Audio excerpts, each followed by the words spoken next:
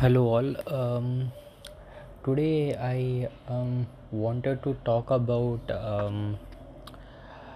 something which I gradually understood. That is,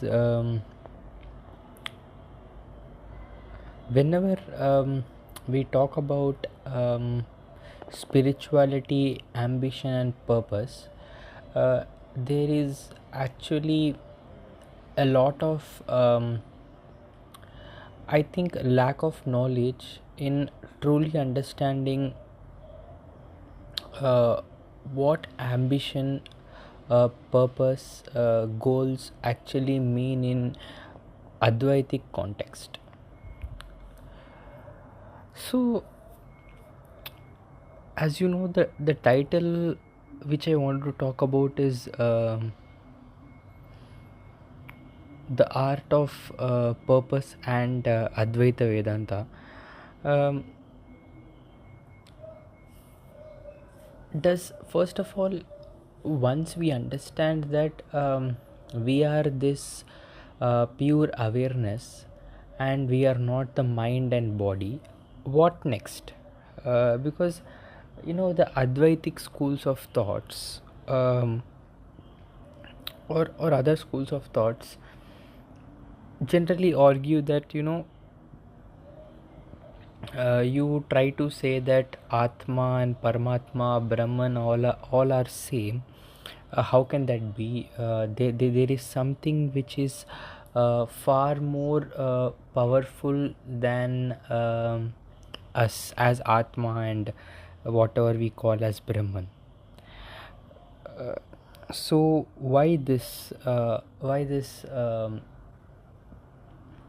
contradiction, right? And what I understand from my own experience is that Advaita is, after we understand that we are the pure conscious and we are not this randomly appearing thoughts or the actions of the body or whatever appearances we see through the awareness. Now, once we have attained that state or once we recognize this truth, what next is that many people feel that then there is no way people can have ambition or purpose, right? But I feel contradictory, because once Adi Shankaracharya actually proposed this thought and tried debating with a lot of Buddhists in that time all over India, after understanding that he is Atman, he went to debates all over the country. That is actually purpose, right? That is actually an ambition to re-establish the dharma. So why did he do then? Because he knew that it doesn't matter, right? Whatever, his body is an appearance, his thoughts is an appearance, his debate is an appearance, everything is Maya. But why still he had doing his activity or doing his ambition? Because that's where it is very subtle. And what Advaita is trying to teach us is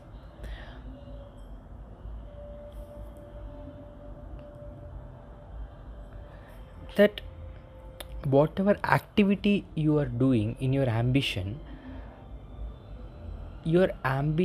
and purpose, whatever effort it takes, just think about this. I think it is a bit subtle, but the reason why you actually anticipate something, like for example, when you're working for an exam or some job, or you have some activity, you want to crack something, you want to play for a country or any sport, you want to do well in some game, the reason you anticipate that you need a reward is because you know that you are putting so much effort, right? That it takes certain amount of effort from you to reach a goal, so you better get it. That's what is the mindset, right? But don't you think that it is our ego which is telling that if this body is working so hard, then I need to reach here, right? Here Adi Shankaracharya, he put so much effort in debating, in walking across the country, but he knew that he is not the doer. Because he knew he is not the doer, he doesn't care about the result. But here, when we set up an ambition, when we set up a goal, the reason why we care so much and we get disappointed or we get so much happiness is because we believe we are the doer. That's where the catch is. If not, Advaita doesn't have any problem with ambition, purpose, goals in life. It only has a problem, not only Advaita. See, I certainly believe Advaita is not a religion, not a philosophy, but Advaita is we are a non-dual beings, right? So it really doesn't have any problem with a goal, passion, hard work. It has a problem with you identifying with the hard work. Just for example, I would let you know, let us say somebody else, your friend or somebody who you don't know. Let us say there is someone just you are not close to him, you're not attached to him, and is working extremely hard for 365 days for an exam and he doesn't crack it. You just know him, you just heard of him. Will that affect you? The answer is no, because you are not attached to that work what he has done. But if that guy becomes your friend, your sister, your brother, you feel it because you're attached to that work and you feel he is the doer, and because he is the doer and he is related to you, it is affecting you. So Advaita is not against an activity, purpose, marriage, ambition, etc. But it is what it necessarily is saying, that don't be ignorant. Actually, Advaita is not trying to say that you are not the doer, you are consciousness. What it's trying to say is recognize what is the truth, and the truth is that everybody of us are just awareness, because it comes from a simple truth that if you are aware of something, some object, you cannot be that. If I am looking at the fan, I cannot be a fan because you're aware that it's fan. How can you be a fan, right? Or if you are aware of a body, you can't be a body, and the body is working 24/7 for an ambition or a goal, you cannot be the body, right?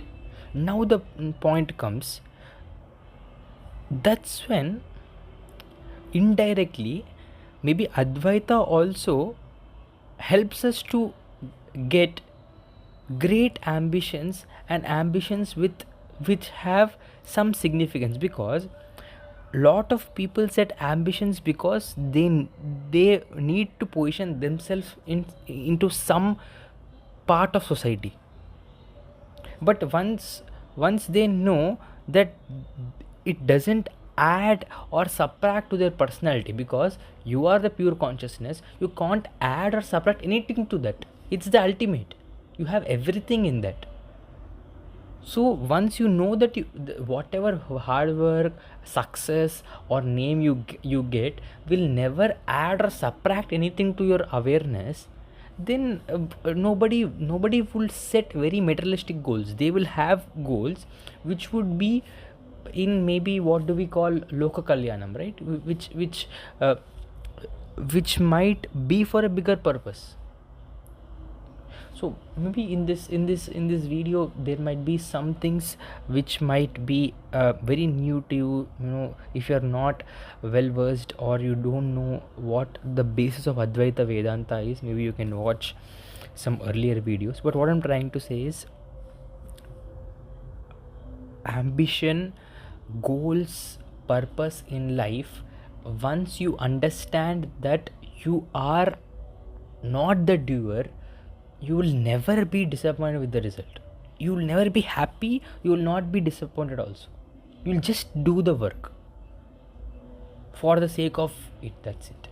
Once you attach with an activity, that's when the problem starts, whatever it is, right? So I think that's where I feel, because many people who try to get this truth about Advaita always, I think, slip into this trap of what about ambition, goal, family, etc., etc., etc., right? I think this is the uh, center of it. It just talks, you are not the doer, you are not your thoughts, you are not your body, so you cannot be the doer. So if you are not the doer, definitely you will not expect results from whatever it is. And maybe in this process people would gradually look at very very um, true to themselves, or people say, right, what comes to them naturally, to a body, to the nature of this body, they might be resonated with that more, and maybe the world would be a better place. Thank you.